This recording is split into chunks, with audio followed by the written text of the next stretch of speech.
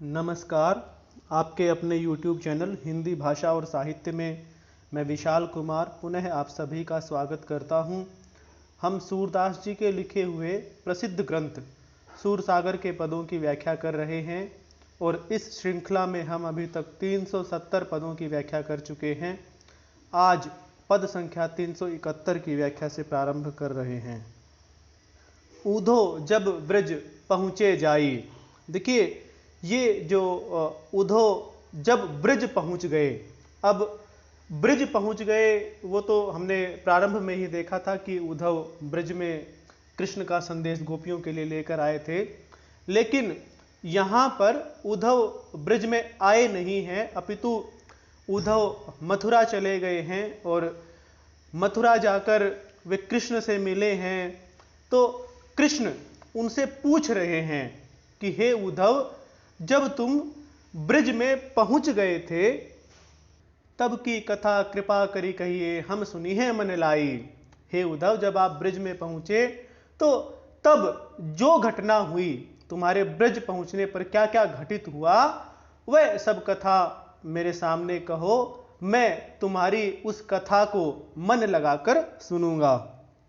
बाबा आनंद जसोदा मैया मिले कौन हिताई, कि हे उद्धव, बाबा नंद और मैया यशोदा हिताई यानी प्रेम से मुझे यह बताओ कि बाबा नंद और मैया यशोदा तुमसे किस प्रकार प्रेम से मिले। कबहू सुरती करत माखन की किधों रहे बिसराई, और हे उद्धव यह भी बताओ कि कबहू कभी सुरती याद करना माखन की, कि हे उद्धव मैं वहां रहकर माखन खाता था, क्या वे इस बात को कभी याद भी करते हैं। किधों रहे बिसराई, बिसराई मतलब भूल जाना। तो हे उद्धव यह बताओ कि वे कभी मेरे माखन खाने को याद भी करते हैं अथवा भूल जाते हैं।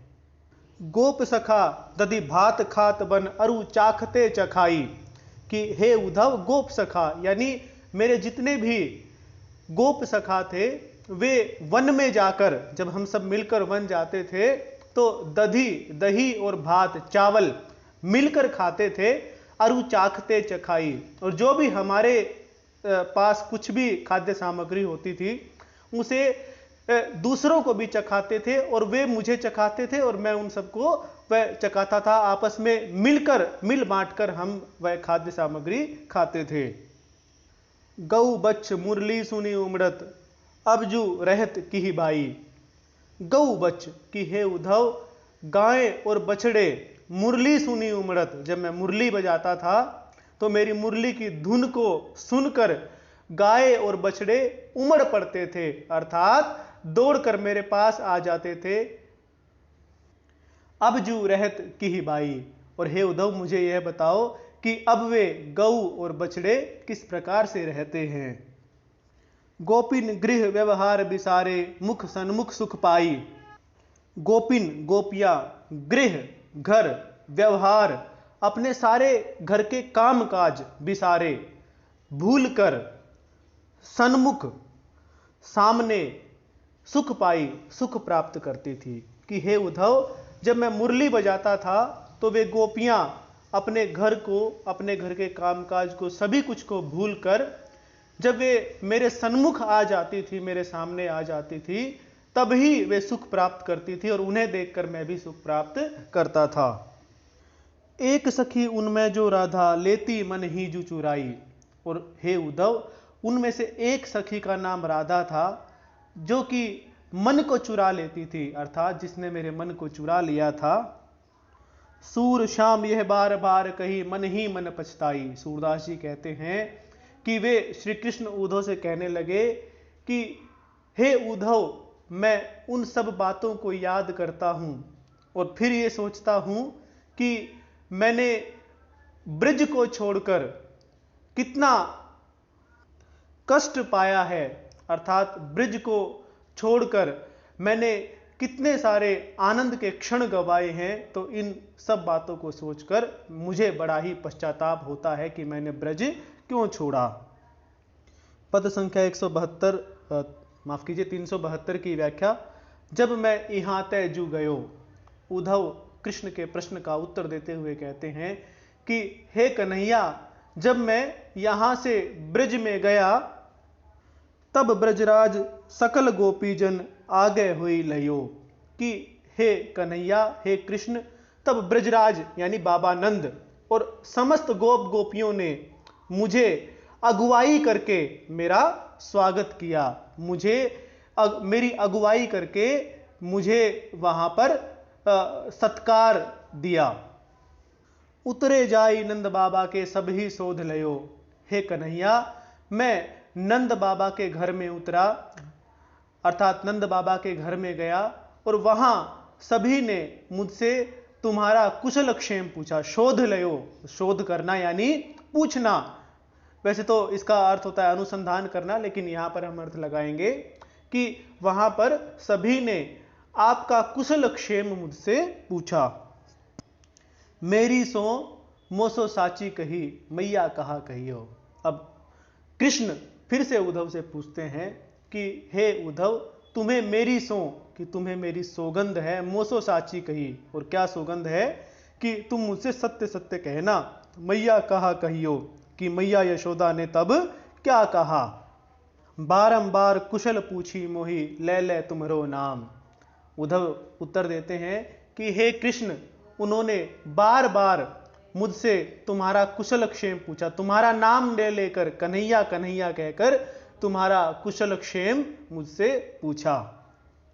ज्यों जल तृषा बढ़ी चातक चित, कृष्ण कृष्ण बलराम। और किस प्रकार से तुम्हारा नाम लिया उन्होंने, ज्यों जिस प्रकार से जल तृषा, जल की प्यास बढ़ जाए, चातक चित, चातक के मन में, कि जिस प्रकार से चातक के मन में बहुत अधिक प्यास बढ़ जाती है तो वह निरंतर बादलों की रटना लगाने लगता है, निरंतर आवाज करने लगता है, बादलों को पुकारने लगता है ताकि वे उसकी प्यास बुझाएं।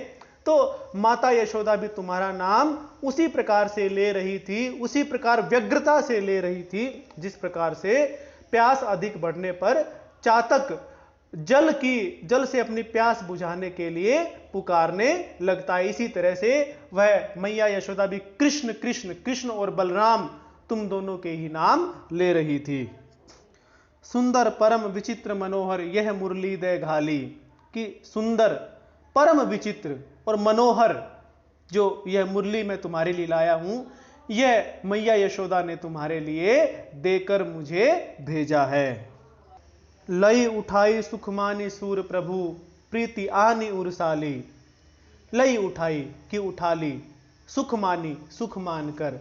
सूरदास जी कहते हैं कि प्रभु श्री कृष्ण ने माता यशोदा के द्वारा दी गई उस मुरली को उठा लिया और किस प्रकार से, बड़ा ही आनंद अनुभव करके, सुख मानी, बड़ा ही आनंद से उस मुरली को उठा लिया।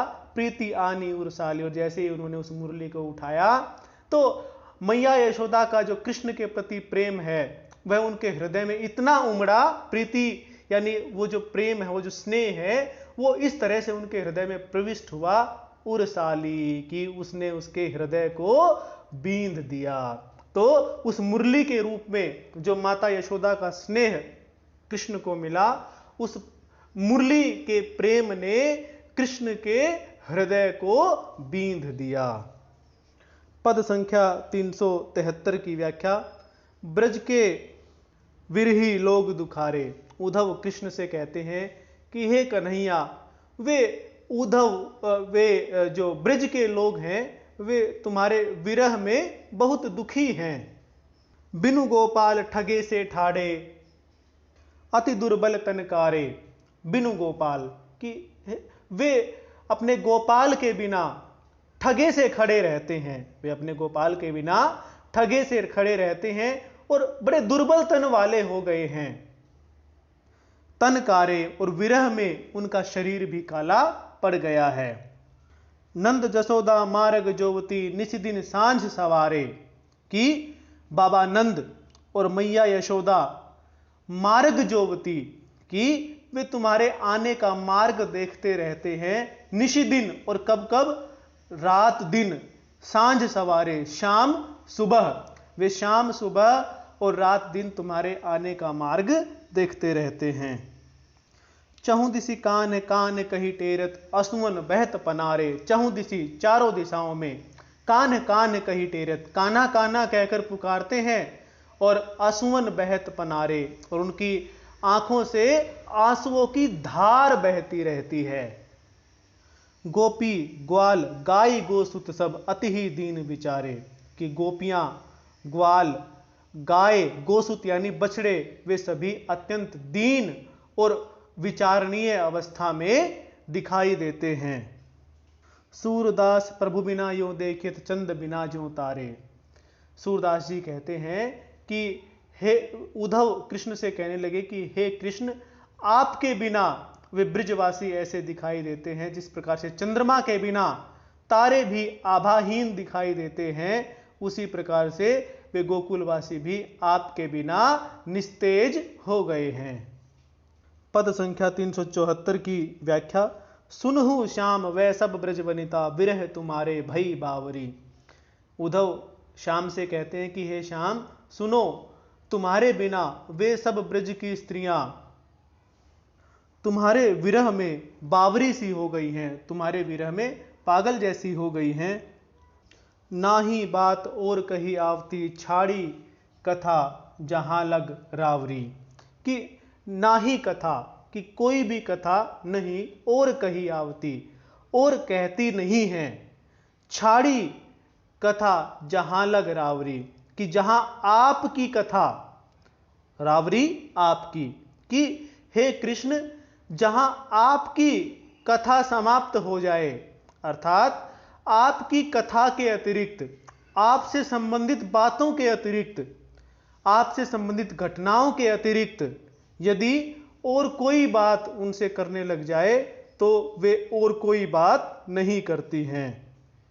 अर्थात वे केवल आपकी लीलाओं का ही वर्णन करती रहती हैं। आपकी लीलाओं के वर्णन के अतिरिक्त और किसी प्रकार की कथा का वर्णन वे नहीं करती हैं, वे किसी प्रकार की और कोई बात नहीं करती हैं। कबहू कहती हरि माखन खायो कौन बसैया कठिन गांवरी। कभी तो वे कहती हैं कि वे कृष्ण हमारे घरों में प्रवेश करके माखन इत्यादि खा जाते हैं, तो इस कठिन गांव में, ऐसे कठोर वातावरण में, ऐसे गांव में कौन रहेगा जहां पर इस तरह से कोई बालक घरों में प्रवेश कर करके माखन खा जाता है। कबहू कहती हरि उखल बांधे घर घर तैले चलो दांवरी। और कभी कहती हैं कि अरे सखियो, मैया यशोदा ने कृष्ण को उखल से बांध दिया है और अपने अपने घर से ले चलो। क्या ले चलो? दांव यानी रस्सी, अपने अपने घर से रस्सी ले चलो। कबहू कहते ब्रजनाथ गए मन जोवत मग भई दृष्टि झांवरी। और वे कभी कहती हैं कि ब्रजनाथ गए वन, कि वे कृष्ण तो वन में गए हुए हैं। जोवत मग, कि मग यानी रास्ता, और जोवत मतलब देखते देखते। और हे कृष्ण, आपके आने का मार्ग देखते देखते उनकी आंखों में झाइयां भी पड़ गई हैं। कबहू कहती वह मुरली मैया ले ले बोलत हमरो नावरी। और कभी कहती हैं कि जो श्री कृष्ण मैया यानी मीठी, कि जो श्री कृष्ण मीठी आवाज में, मीठी ध्वनि में मुरली बजा रहे हैं, वह मुरली हमारा ही नाम ले लेकर हमें पुकार रही है। कबहू कहती ब्रजनाथ साथ तय चंद उग्यो है इह ठाहरी। और कभी कहती हैं कि ब्रजनाथ साथ तय, कि उन कृष्ण के साथ ही इस ब्रज में चंद उग्यो है, कि चंद्रमा भी उगया है, उग आया है, इह ठाह इस स्थान पर यानी इस ब्रिज में। और कभी कहती हैं कि हे सखियो, इस ब्रिज में उन कृष्ण के साथ चंद्रमा भी उदित हो गया है। सूरदास तुम्हारे दरस बिन अब वह मूर्ति भई सांवरी। सूरदास जी कहते हैं, उद्धव ने कृष्ण से कहा कि हे कृष्ण, तुम्हारे विरह में वे जो गोपियां हैं, मूर्त अर्थात यहां पर वो जो सुंदर सलोनी गोपियां हैं, वो सब सांवरी हो गई हैं, वे सब काली पड़ गई हैं तुम्हारे विरह के कारण। पद संख्या 375 की व्याख्या। फिर ब्रज बसो नंद कुमार। उद्धव कृष्ण से कहते हैं कि हे कृष्ण, आप फिर से ब्रिज में जाइए, ब्रिज में बसिए। हरि तुम्हारे विरह राधा भई तन जरी छार, कि हे हरि, हे कृष्ण, तुम्हारे विरह में जल जल कर वह राधा राख हो गई है। तन जरी यानी उसका शरीर जलकर, छार यानी कि राख। तो उद्धव कहते हैं कि हे कृष्ण, तुम्हारे विरह में राधा का शरीर जल जलकर राख के समान हो गया है। बिनु आभूषण मैजू देखी परी है बिकरार, कि हे कृष्ण, मैंने उस राधा की ऐसी स्थिति देखी कि वो बिना ही आभूषणों के वैसे ही बड़े व्याकुल वेश में दिखाई दे रही थी। पड़ी है विकरार, और वो बड़ी व्याकुल सी पड़ी हुई दिखाई दे रही थी। वह बहुत ही कमजोर शरीर वाली, बिना आभूषणों के, बिना किसी प्रकार का सौंदर्य किए हुए क्षत विक्षत अवस्था में व्याकुल सी पड़ी हुई दिखाई दे रही थी।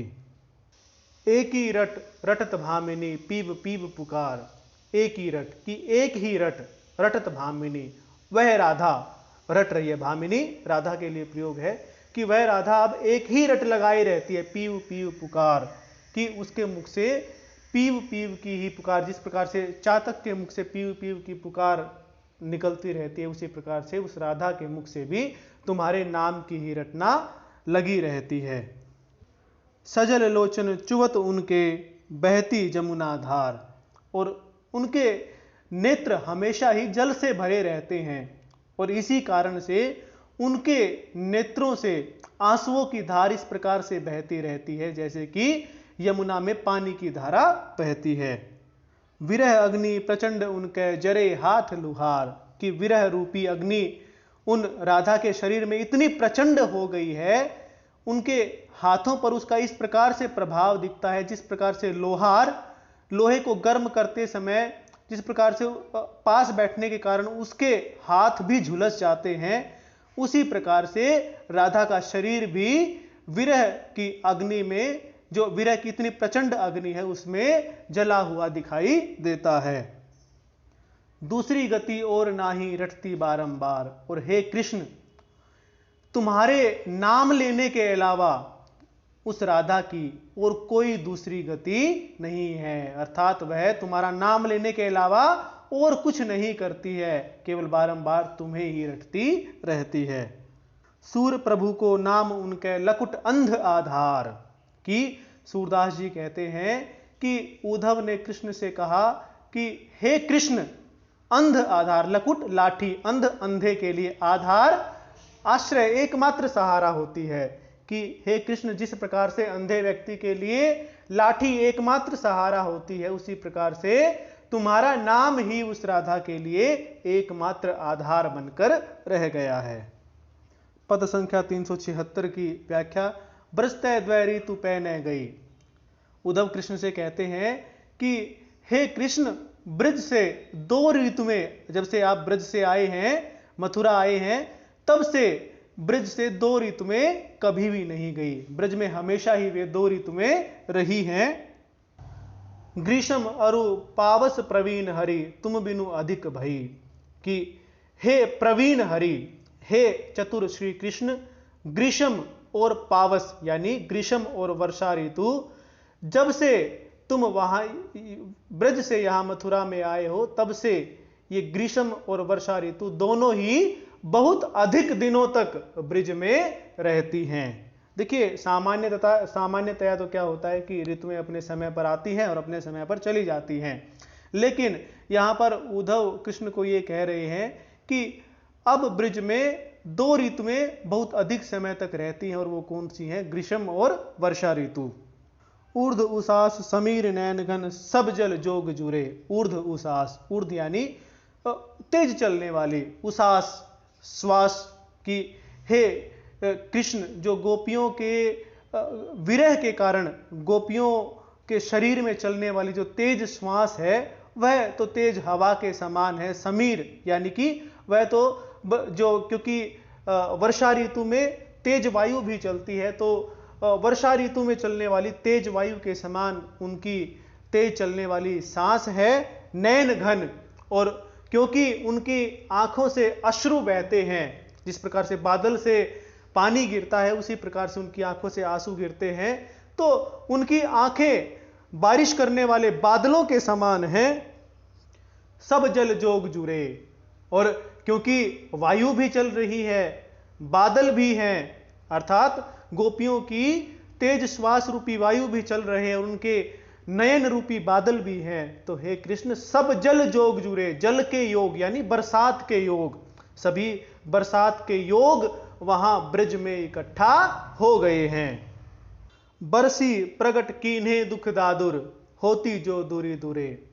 और इन बादलों ने बरसकर नयनों से आंसू रूपी बारिश जब हुई तो उसके कारण, क्योंकि जब बरसात होती है तो मेंढक प्रकट हो जाते हैं और वे टर टर करते हैं, बड़ी कर्कश ध्वनि होती है।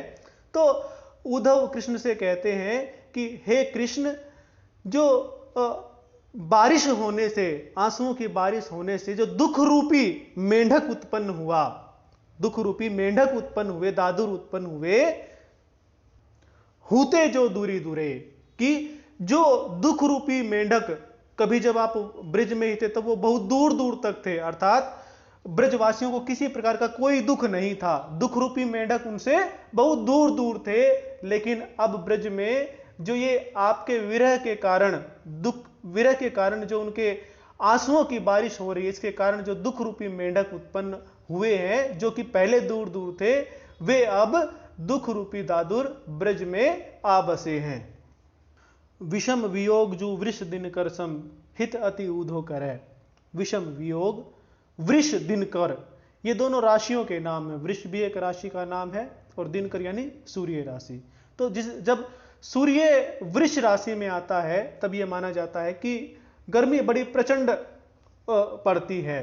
अर्थात जब सूर्य वृष राशि में आता है तो यह ज्योतिष कहते हैं कि अब गर्मी प्रचंड हो जाएगी। तो उद्धव कृष्ण से कहते हैं कि हे उद्धव, आपका जो कठिन वियोग है, आपका जो भयंकर वियोग गोपियों को है, उसके कारण तो उनके हृदयों में जैसे सूर्य वृष राशि में आ गया है, अर्थात उनके हृदयों में प्रचंड ताप उत्पन्न हो गया है, उनके हृदयों में प्रचंड विरह अग्नि उत्पन्न हो गई है। हित अति ऊधो करे, और उद्धव कहते हैं कि मुझे तो ऐसा लगता है कि इस विरह अग्नि ने भी गोपियों के हृदय से प्रेम कर लिया है, इस विरह अग्नि को भी गोपियों के हृदय से लगाव हो गया है, और इसीलिए वृष और दिनकर का जो संयोग है, उस संयोग के कारण ये विरह अग्नि गोपियों के हृदय से स्नेह लगाकर, उनसे लगाव करके उनके हृदय में विराजमान हो गई है। हरिपद विमुख भय सुनि सूरज को तन ताप हरै। सूरदास जी कहते हैं कि वे उद्धव कृष्ण से कहने लगे कि हे कृष्ण, हरिपद विमुख भय, कि आपके चरणों के विमुख हो जाने पर, आपके चरणों से विमुख होने पर, अर्थात आपके चरणों का आशीर्वाद ना होने पर, अर्थात आपके चरणों का ब्रिज से दूर होने पर उन ब्रजवासियों के ताप को, इस विरह को, इस दुख को कौन दूर कर सकता है, अर्थात कोई भी नहीं कर सकता। उन ब्रजवासियों का दुख तो आपके चरण कमल ही दूर कर सकते हैं। पद संख्या 377 की व्याख्या। दिन दस घोष चलहु गोपाल। उद्धव कृष्ण से कहते हैं कि हे कृष्ण, तुम 10-20 दिन के लिए या कुछ दिनों के लिए ब्रज में चलो। गायनी को अब शेर मिटावहु मिली अपने ग्वाल, कि हे कृष्ण, तुम गैया जो तुम्हारे विरह में दुखी हैं, अवसेरी यानी कि उनके दुख को, उनकी पीड़ा को दूर करो, मिली अपने ग्वाल, और अपने ग्वाल बाल सखाओं से भी मिल आओ। नाचत नहीं मोर तादिन तय रटत न वर्षा काल, कि हे कृष्ण, जब से तुम मथुरा आए हो तब से मोर झूम कर नाचते भी नहीं हैं, रटत न वर्षा काल। और जो पपीहा और मोर इत्यादि रट रट कर, पुकार पुकार कर बादलों को बुलाते हैं, झूम झूम कर बादलों को बुलाते हैं, तब से उन्होंने बादलों को इस प्रकार से पुकारना भी समाप्त कर दिया है, बंद कर दिया है। मृग दुबरे तुम्हरे दर्शन बिनु सुनत न बेनु रसाल, कि मृग यानी कि पशु, जो वन में मृग आदि पशु हैं, वे सब तुम्हारे विरह के कारण दुबरे यानी कि दुबले हो गए हैं, कमजोर हो गए हैं, क्योंकि सुनत न बेनु रसाल, उन्हें तुम्हारी जो रसीली वेणु यानी कि बांसुरी की ध्वनि है वह सुनाई नहीं देती। वृंदावन हरियो होत न भावत देखो श्याम तमाल, वृंदावन हरियो कि वृंदावन को हरा भरा होना, वृंदावन को खुशहाल होना न भावत अच्छा नहीं लगता। मुझे तो ऐसा लगता है कन्हैया कि अब वृंदावन को खुशहाल होना, हरा भरा होना अच्छा ही नहीं लगता। देखो श्याम तमाल, कि तुम्हारे देखे बिना, तुम्हारी अनुपस्थिति में वृंदावन को प्रसन्न रहना ही अच्छा नहीं लगता है।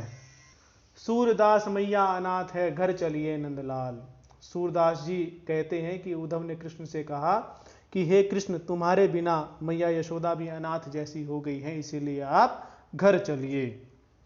पद संख्या 378 की व्याख्या, उद्धव भलो ज्ञान समुझायो। उद्धव की इस प्रकार की बातें सुनकर कृष्ण उद्धव से कहते हैं कि हे उद्धव, तुमने गोपियों को अच्छा ज्ञान सिखा दिया, तुम मोसो अब कहा कहत हो मैं कहीं कहा पठायो। कहा का अर्थ क्या, कि अरे उद्धव, तुम मुझसे अब ये क्या कह रहे हो, मैंने तुम्हें क्या कहकर भेजा था। अरे उद्धव, मैंने तुम्हें क्या कहकर भेजा था और अब तुम मुझसे ये कैसी बातें कह रहे हो। देखिए, कृष्ण ने उद्धव को भेजा तो इसलिए था कि वे गोपियों को निर्गुण ब्रह्म का उपदेश देकर आए और जो कृष्ण के विरह का उनका दुख है उसको शांत कर सके। लेकिन अब उद्धव गोपियों के विरह दुख से स्वयं ही द्रवित हो गए हैं और वे स्वयं ही कृष्ण को गोपियों का दुख बता रहे हैं और उनसे ब्रिज में चलने के लिए कह रहे हैं। तो इसलिए कृष्ण कह रहे हैं कि मैंने तो तुम्हें क्या कहकर ब्रिज में भेजा था और अब तुम मुझसे क्या ही कह रहे हो। कहवावत हो बड़े चतुर पे उहाँ ने कुछ कही आयो, कि अरे उद्धव, वैसे तो तुम बड़े ही चतुर कहलवाते हो, बड़े ही बुद्धिमान कहलवाते हो, उहाँ ने कछु कही आयो। उहाँ यानी वहां, और वहां तुमने गोपियों के सामने कुछ कहा ही नहीं, वहां गोपियों के सामने तुम कुछ बोल ही नहीं पाए। सूरदास ब्रजवासिन को हित हरि ही माह दुरायो। सूरदास जी कहते हैं कि उन श्री कृष्ण ने ब्रजवासिन को हित, ब्रजवासियों के लिए अपने प्रेम को ही माह दुरायो, कि अपने हृदय में ही छिपाकर उद्धव से इस प्रकार की बातें कही। दुरायो यानी छिपाया, और ब्रजवासियों के प्रति जो कृष्ण के मन में प्रेम है उसको अपने हृदय में ही छुपाया और इस प्रकार से उद्धव से बातें कह दी। पद संख्या 379 की व्याख्या, मैं समुझाई हरि अपनों सो। अब उद्धव कृष्ण से कहते हैं कि हे कृष्ण, मैंने तो अपने अनुसार जितना मैं समझा सकता था उन ब्रजवासियों को समझाया। तदपि उन्हें प्रतीति न उपजी सबे लख्यो सपनों सो। तदपि उन्हें प्रतीति न उपजी, तब भी मैंने तो भरसक प्रयास किया उनको समझाने का, तब भी उन्हें मेरी बातों पर कोई विश्वास नहीं हुआ। सबे लख्यो सपनों सो, और जो भी मैंने उनको कहा उन्होंने उस सब को सपने के समान ही देखा।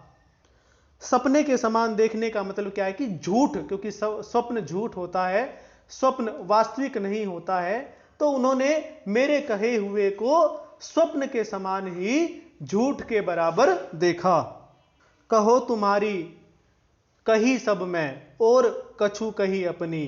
कहो तुम्हारी, कि जो तुमने मुझे कहा था सबे कही मैंने वो सब तो कह ही दिया और कही कुछ अपनी, और साथ में अपनी तरफ से भी गोपियों को कुछ कहा था, अपनी तरफ से भी कुछ कहकर गोपियों को समझाने का प्रयास किया था।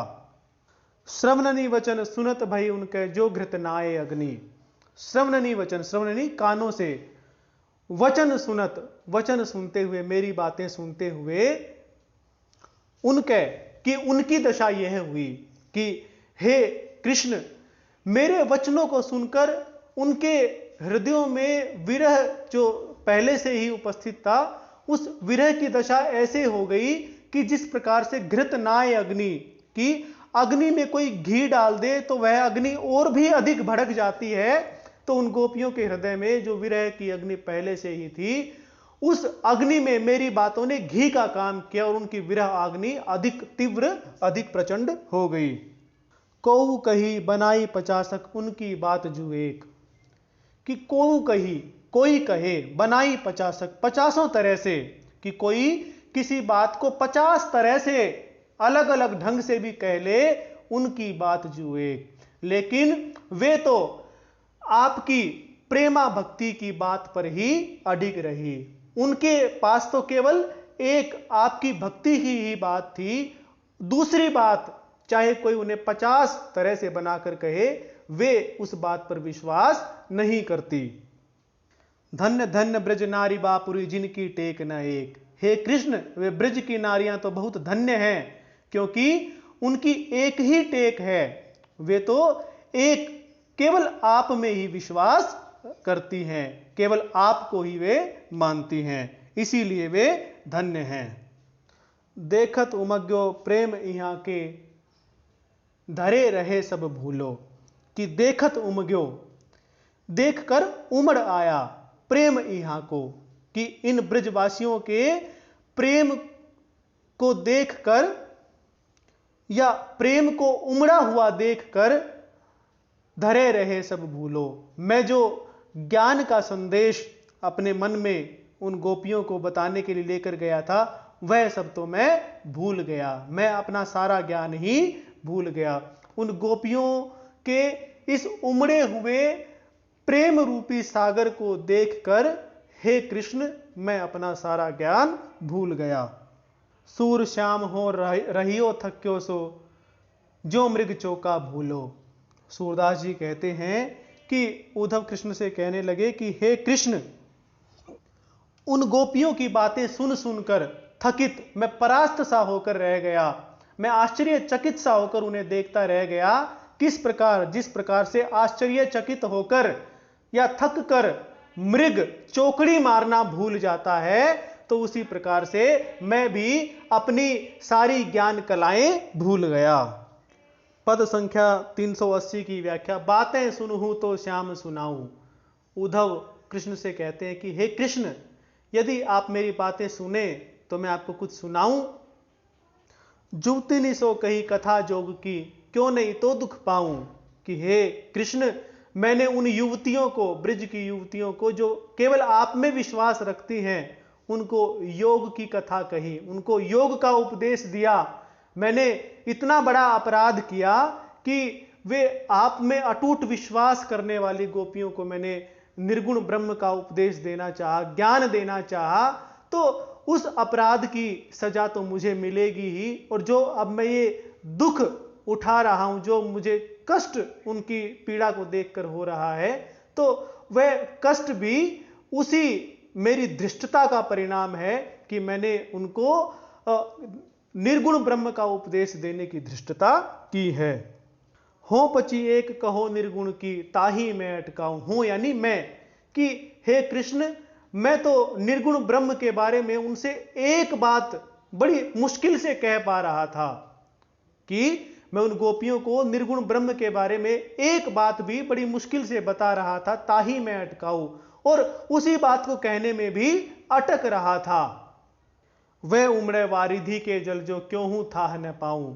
और उनकी बातें वारिधि के जल, जो समुद्र के जल के समान उमड़ी आ रही थी, उनकी बातें, उनके जो विचार थे, उनकी कथाएं थी, वे तो समुद्र के जल के समान उमड़ी आ रही थी। क्यों हूं थाह न पाऊं, और मैं उसमें किसी प्रकार से भी ठहर नहीं पा रहा था। जिस प्रकार से समुद्र का पानी एकदम बड़ी प्रबल तरंगों से आ जाए तो उसमें ठहर पाना मुश्किल होता है, उसी प्रकार से उद्धव कहते हैं कि उनकी बातें तो उस समुद्र के जल के समान बड़े प्रबल वेग से इस प्रकार से आ रही थी कि मैं उनमें बिल्कुल भी ठहर नहीं पा रहा था, मेरे पांव जम ही नहीं रहे थे। कौन कौन को उत्तर दीजिए ताते भजो अगाऊ। और हे कृष्ण, मैं वहां पर किस किस गोपी की बात का उत्तर दूं, ताते भजो अगाऊ, और इसीलिए मैं उनके आगे आगे भाग लिया। उनकी बातों का उत्तर ना दे पाने के कारण मैं उनके आगे आगे भाग लिया, अर्थात उनसे बचते हुए यहां भाग आया।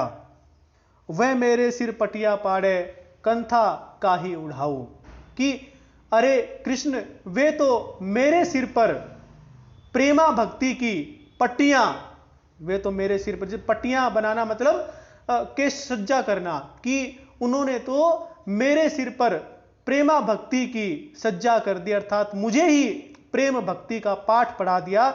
मैं भला उन्हें निर्गुण ब्रह्म की कंथा यानी गुदड़ी, मैं उन्हें निर्गुण ब्रह्म के ज्ञान की गुदड़ी कैसे उड़ा सकता हूं। एक आंध्रो ही की फूटी दो रत पहरी खराऊं, कि हे कृष्ण मेरे साथ तो वैसा ही हुआ कि जैसा कोई व्यक्ति, यदि पहली बात तो वो अंधा हो, दूसरा उसके हृदय की आंखें भी फूट गई हो, उसकी जो अंतर चक्षु हैं उन्होंने भी काम करना बंद कर दिया हो, और जिसके कारण वह दौड़ रहा हो, और दौड़ भी कैसे रहा हो, खड़ाऊ पहनकर। देखिए खड़ाऊ पहनकर तो चलना ही बड़ा कठिन होता है और दौड़ना तो बहुत कठिन है उस व्यक्ति के लिए जो कि अंधा हो। तो हे कृष्ण मेरे साथ तो ऐसा हुआ कि मैं जैसे कि कोई अंधा व्यक्ति और उसके अंतर चक्षुओं ने भी काम करना बंद कर दिया, और जिसके कारण वह खड़ाऊ पहनकर दौड़ने लगा। अर्थात एक तो पहले ही मुझ में ज्ञान का अभिमान हो गया, जिस अभिमान में मैं अंधा हो गया, और फिर उन गोपियों को मैं उपदेश देने के लिए गया जो कि खड़ाऊ पहनकर दौड़ने के समान ही था, तो मेरा गिरना तो निश्चित ही था। सूर सकल सट दर्शन वह हो बारे खरी पढ़ाऊं। सूरदास जी कहते हैं कि उद्धव ने कृष्ण से कहा कि हे कृष्ण सकल सट दर्शन वह, कि वे छहों दर्शनों को, सकल मतलब सभी, वे सभी 6 दर्शनों का ज्ञान रखने वाली बड़ी ही ज्ञानी गोपियां हैं, और मैं उन्हें 12 खड़ी पढ़ाने के लिए गया था। ये तो कितनी बड़ी मूर्खता थी। देखिए 12 खड़ी, जब कोई विद्यार्थी प्रारंभ में कुछ अक्षर ज्ञान सीखता है तो उसे 12 खड़ी पढ़ाई जाती है, और फिर वो धीरे धीरे धीरे पढ़कर जब वह अध्ययन के उच्च स्तर तक पहुंचता है तो वह दर्शन इत्यादि भी पढ़ता है। तो उद्धव कहते हैं कि अरे कृष्ण वे गोपियां तो पहले ही सभी षड दर्शनों को जानती हैं, और मैं मूर्ख उन्हें अभी 12 खड़ी ही पढ़ाना चाहता था।